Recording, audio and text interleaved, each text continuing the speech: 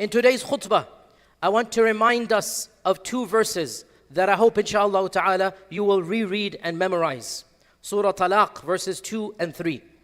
Surah Talaq verses 2 and 3. وَمَنْ يَتَّقِ اللَّهَ يَجْعَلْ لَهُ مَخْرَجًا وَيَرْزُقْهُ مِنْ حَيْثُ لَا يَحْتَسِبُ وَمَنْ يَتَوَكَّلْ عَلَى اللَّهِ فَهُوَ حَسْبُهُ إِنَّ اللَّهَ بَالِغُ أَمْرِهِ قَدْ جَعَلَ اللَّهُ لِكُلِّ شَيْءٍ قَدَرًا. Whoever has taqwa of Allah, Allah subhanahu wa ta'ala will create an escape route for him. Whoever has taqwa, Allah will make a makhraj, a way out. And Allah will give him help from sources he never thought would help him. وَيَرْزُقُ مِنْ حَيْثُ لَا يَحْتَسِبُ. And whoever puts his trust in Allah, let him know that he needs no one other than Allah. Allah is all that he needs. Indeed, Allah will achieve His will. إِنَّ اللَّهَ بَالِغُ أَمْرِهِ. Everything has a set destiny in the eyes of Allah subhanahu wa ta'ala. Our books of tafsir mention a beautiful story, and like many of these stories, they're found, and Allah knows, inshallah, the concept is there. This mentioned in the books of seerah and in books of tafsir, that there was a companion in the time of the Prophet sallallahu alaihi wasallam. His name was Auf ibn Malik, and he had only one son. Him and his wife were elderly. He had only one son.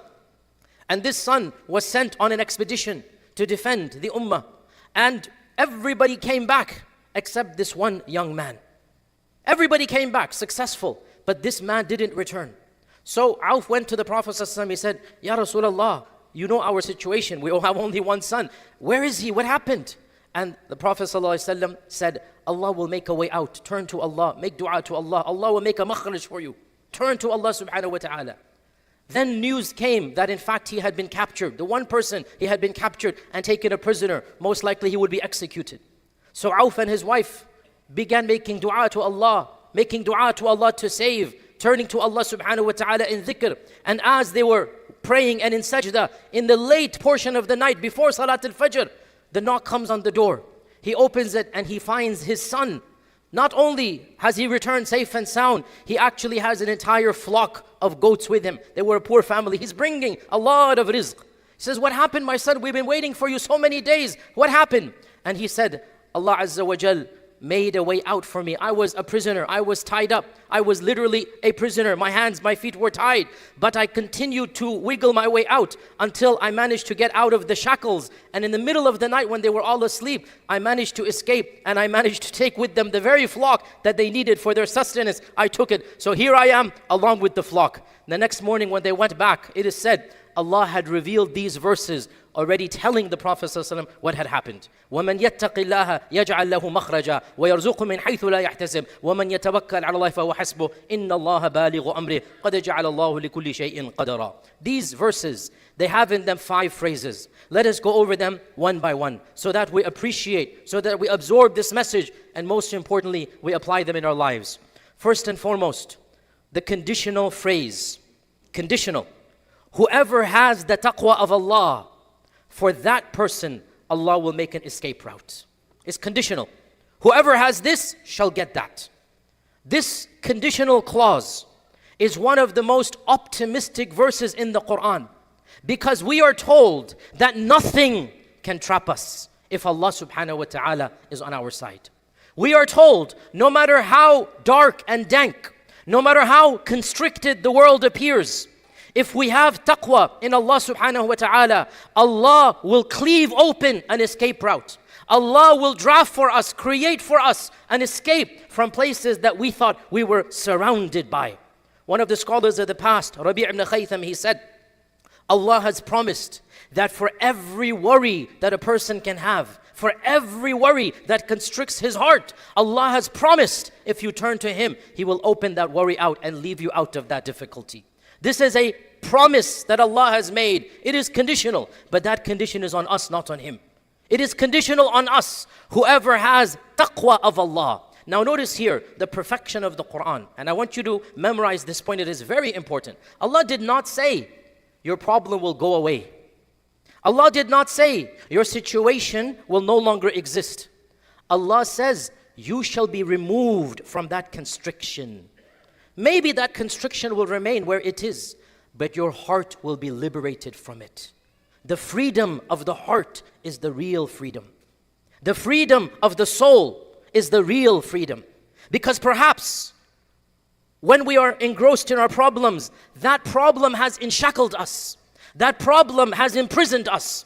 That problem is like a psychological prison. We cannot eat, we cannot drink, we cannot move because we have imposed the problem that exists onto our lives. And Allah says, if you have taqwa, you will no longer feel imprisoned. You will feel free as a bird. You will feel absolutely unrestricted. The problem that you had will no longer be a problem for you, even if it exists in your life. It is a frame of mind that Allah will liberate you. Allah will free you from your own shackles. You will begin to appreciate things you never appreciated. And what you thought was a very big issue, what you thought imprisoned you, you will realize this is nothing. It's no big deal. I'll have Allah subhanahu wa ta'ala. I have this, I have that. And you will be able to be liberated from the shackles that worry had imposed upon you. Then Allah says, وَيَرْزُقُ مِنْ حَيْثُ لَا يَحْتَسِبُ. Help will come from places you never expected. And this is a reality in all Quranic stories. This is the reality of the seerah of the Prophet sallallahu alaihi wasallam. Go to read the Quran. Go look at the seerah. Allah constantly demonstrates that help will come from places you never expected. In the story of Musa, a man comes from the other side of the town warning him, "Oh Musa, I'm here to warn you." And then when he's wandering alone in the world, not a friend on earth, a random family in Midian adopts him as a son-in-law, gives him a career and a job and a daughter, makes him a part of their family. Out of nowhere, Allah Azza wa Jal brought that family. Even when you're physically trapped, Maryam is in her cave worshipping Allah, in her place of seclusion worshipping Allah, and Allah subhanahu wa ta'ala provides food from places she cannot even see.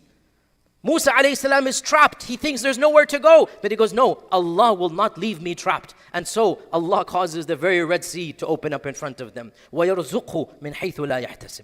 Whoever has the true tawakkul in Allah subhanahu wa ta'ala, whoever really has the taqwa, Allah will provide from places one never expected. In the seerah, how many instances do we have? Even the animals are a part of Allah's army, such that when Abu Bakr and the Prophet ﷺ are in Ghar Thawr, Allah sends even a pigeon to go and make a nest over there. When the creation is of the part of the armies of Allah, when Allah's armies extend all around us, then when Allah wants to help, His armies will kick in. His armies will all aid you from places you could never expect. The point is, you need to have Allah subhanahu wa ta'ala on your side. And then the third phrase, وَمَنْ يَتَوَكَّلْ عَلَى اللَّهِ فَهُوَ حَسْبُهُ. Whoever has tawakkul in Allah, let him know he needs no one other than Allah. He needs no one other than Allah. This is the key point. If you want Allah to take care of you, you need to remove everyone from your heart except Allah. If you want Allah to take care of you, your heart has to be pure for Allah subhanahu wa ta'ala. Your desire, your fear, your hope, your ibadah, your servitude, your sajda, your dhikr, everything. قُلْ إِنَّ صَلَاتِي وَنُسُكِي وَمَحْيَايَ وَمَمَاتِي لِلَّهِ رَبِّ الْعَالَمِينَ. Everything, when you make it for Allah, to Allah, with Allah, through Allah, then you need nothing other than Allah. If you have Allah, you have everything. And if you don't have Allah, you have nothing. So, وَمَنْ يَتَوَكَّلْ عَلَى اللَّهِ فَهُوَ حَسْبُهُ. And we all know, we've heard this a million times, tawakkul is not just a frame of mind. It is not just cleansing the heart. Tawakkul is a state in which you exert your body while your soul is attached to Allah. In the physical world, you act horizontally, and in the spiritual world, you act vertically. What do I mean by this? In the physical world, you go back and forth. You plan, you have a vision, you do what you need to do. In the physical world, you do not just sit up and adopt a lazy attitude. You do everything you need to do. This is tawakkul. Tie your camel, then put your trust in Allah. And then in your heart is attached only to Allah subhanahu wa ta'ala. And so, when you put in the effort, and when you do everything in your power to do, Musa didn't give up back in the city. He didn't give up in Midian. He didn't give up when Fir'aun's armies were attacking. He didn't give up even as this Red Sea is in front of him and the army is behind him. Even though there is nowhere to go, you don't give up. Until you get to the very dead end, then you say, oh Allah, I've done everything I can, now it's on you. Then if a miracle is going to happen, that's when it happens. Maryam alayhi salam, story after story. You put in the effort and then you leave the rest to Allah subhanahu wa ta'ala. And the seerah shows this from beginning to end. Your effort is necessary in order to bring about Allah's blessings and barakah and many miracles. That is a part of tawakkul. When you perform tawakkul, your actions are active, your heart is solid and completely trusting Allah subhanahu wa ta'ala. Then Allah says, Inna Allah balighu amrihi. Point number 4. What are you worried about? There's a plan. Allah's plan will happen. It's not random. It's not happening out of nowhere. Your life, your good and bad, your calamities, your success, it's all in a plan. And if the originator of the plan, if the creator of the plan is happy with you, then your plan will have a positive role. Understand this point. Everything is happening by the qadr of Allah. And if Allah loves you, and He will love you if you turn to Him. He will love you if you want Him to love you. He will love you if you prioritize His love, if you put in an effort to obtain His love. If Allah loves you, what can possibly come between you and the plan of Allah? Inna Allah balighu amrihi. Allah's plan is going to happen. Allah's amr will take place. Allah's qada, Allah's qadar, nothing can come between it. You are nothing other than a manifestation of Allah's plan. قُلْ لَنْ يُصِيبَنَا إِلَّا مَا كَتَبَ اللَّهُ لَنَا هُوَ مَوْلَانَا. Nothing's going to happen unless Allah has decreed it. And Allah is my Mawla. Allah loves me. Allah protects me. Allah's nourishing me. Why should I be worried when I have trust in Allah? But do you have trust in Allah? Are you actually resigning yourself to Allah's qadr? If you are, then we want the best, but we put our trust, whatever's happening is the best. Whatever's happening is for our good. And that's why Allah concludes this paragraph with a powerful reminder. قَدْ جَعَلَ اللَّهُ لِكُلِّ شَيْءٍ قَدَرًا. Allah has made a time and a place and a quantity for all things. Allah has made everything in due proportion. Everything is happening for a divine wisdom. Whether you have rizq or you don't have rizq, it is for your benefit. Whether you are healthy or sick, whether you have this or that, قَدْ جَعَلَ اللَّهُ لِكُلِّ شَيْءٍ قَدَرًا. Allah has appointed a qadar for everything. And Allah knows what is good for you. Perhaps you desire a lot of money, but Allah knows if you had it, it would corrupt you. So in order to protect you, you do not have that money. You think you will be a good person. Allah knows you better than you know yourself. You put your trust in Allah. Strive to obtain money. Yes, want to obtain money that is halal. In case it doesn't happen, قَدْ جَعَلَ اللَّهُ لِكُلِّ شَيْءٍ قَدَرًا. Perhaps you want children, but Allah knows your child might not be for your best interest. So to protect you, not to hurt you, not to punish you, to protect you, قَدْ جَعَلَ اللَّهُ لِكُلِّ شَيْءٍ قَدَرًا. Console yourself that Allah's qadar, Allah's plan, Allah's wisdom is far more powerful and perfect than my own. So trust in Allah's qadar. After you have put in the effort, after you have done everything you can, and you see absolutely no change, console yourself. قَدْ جَعَلَ اللَّهُ لِكُلِّ شَيْءٍ قَدَرًا. And when you understand this, you will be liberated from the pressures around you. You will accept Allah's qadar. You might not have to be happy at the situation, but you must accept and resign yourself that Allah's plan is more wise than my plan.